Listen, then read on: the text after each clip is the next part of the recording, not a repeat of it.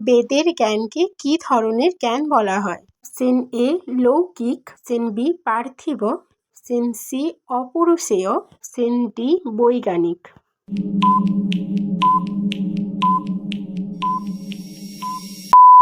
বেদের জ্ঞান অপরূপেয়। 2 নম্বর প্রশ্ন, ঋগ্বেদে কয়টি মণ্ডল আছে?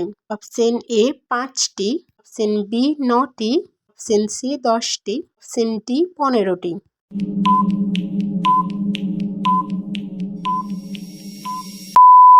ঋগ্বেদে মোট 10টি মণ্ডল আছে। 4টি বেদের মধ্যে কোন বেদকে সর্বশেষ সংকলন বলে মনে করা হয়?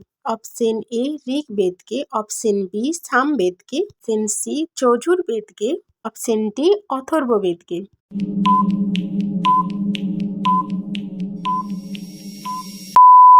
অথর্ববেদকে সর্বশেষ সংকলন বলে মনে করা হয়। ব্যাসদীয় সূক্ত কোন বেদের অন্তর্ভুক্ত?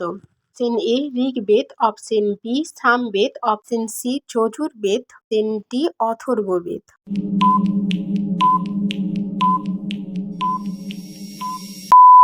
ব্যাসদীয় সূক্ত ঋগ্বেদের অন্তর্ভুক্ত।